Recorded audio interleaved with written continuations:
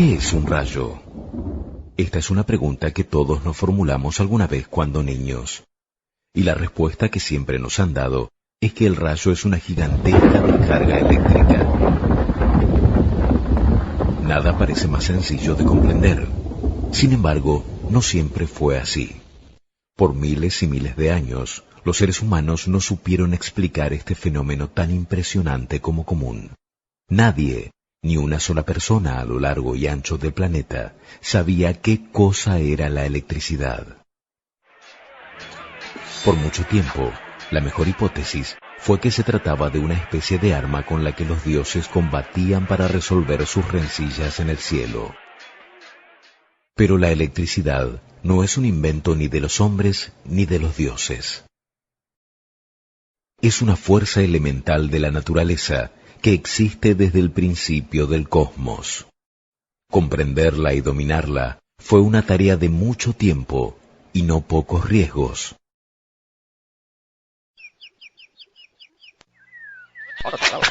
Los hombres primitivos tenían una gran curiosidad, pero los rayos eran demasiado peligrosos, capaces de partir un enorme árbol en dos o carbonizar a un animal en una fracción de segundo. Por fortuna, es posible analizar fenómenos eléctricos más simples. 600 años antes de Cristo, en la ciudad griega de Mileto, un hombre llamado Tales se ocupó de estudiar una forma de electricidad mucho más modesta que el rayo. Los griegos apreciaban mucho una piedra llamada ámbar, que en realidad es una resina de los árboles petrificada a lo largo de millones de años. En su idioma, el ámbar era conocido como electrón. Tales de Mileto notó que luego de frotar el ámbar con una piel o un lienzo, la piedra era capaz de atraer objetos livianos, como por ejemplo una pluma. A pesar de su aguda observación, Tales no podía pensar en ninguna explicación para esa propiedad del ámbar, salvo que se trataba de alguna forma de magia. Tuvieron que transcurrir 3 siglos hasta que otro filósofo griego descubriera que muchas sustancias además del ámbar eran capaces de atraer objetos livianos luego de ser frotadas. Se llamaba Teofrasto y escribió el primer tratado sobre electricidad, aunque sin darle ese nombre todavía, para explicar que esa curiosa propiedad se debía a una especie de alma o un espíritu que estaba escondido en ellas. Siguieron pasando los años, las décadas, las centurias, sin que nada pudiera aclarar el misterio.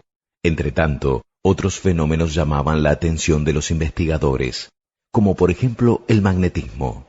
Los imanes atraen a otros cuerpos metálicos. ¿Sería esta atracción similar a la del ámbar y la pluma?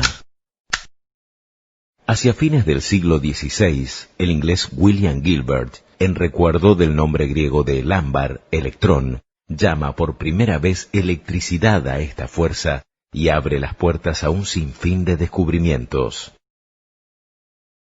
Muy pronto, inspirado en los estudios de Gilbert, el alemán Otto von Guericke inventa una máquina para generar electricidad estática frotando una esfera de azufre. Al disponer por fin de una fuente confiable de electricidad, los científicos comenzaron a estudiarla con mayor empeño, ávidos por descubrir sus secretos. Una de las cosas que más los preocupaba era cómo atrapar la electricidad.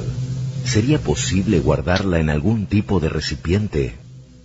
Pieter van Musschenbroek, un científico holandés, experimentaba en 1746 con una máquina de von Guericke conectada a una botella llena de agua que él sostenía en su mano. Intrigado porque nada sucedía, tocó el alambre con un dedo y recibió un terrible shock. Tras mucho razonar, comprendió que podía sustituir su mano por una lámina de metal, y así descubrió finalmente cómo almacenar la electricidad para descargarla luego a voluntad. Este artefacto fue llamado la botella de Leyden, en recuerdo de la ciudad holandesa donde vivía y trabajaba su inventor. Con la botella de Leyden y el generador de von Guericke, los científicos comenzaron a construir generadores cada vez más potentes, capaces de producir chispas de considerable longitud. A estas alturas, ya todos sospechaban que los rayos producidos en el laboratorio y los que se veían durante las tormentas eran la misma cosa. Pero, ¿cómo confirmarlo? Apenas 6 años después de la experiencia de Van Muchenbreck, el periodista, político y filósofo Benjamin Franklin realiza en América un histórico experimento. Remonta un barrilete en medio de una tormenta hasta que un rayo se descarga cerca de él. La energía viaja por el hilo, pasa a través de una llave de hierro y de allí a una botella de Leyden. De este modo, Franklin consigue demostrar científicamente que los rayos son un fenómeno eléctrico. Corría el año 1752 y los niños de todo el mundo por fin tuvieron su respuesta.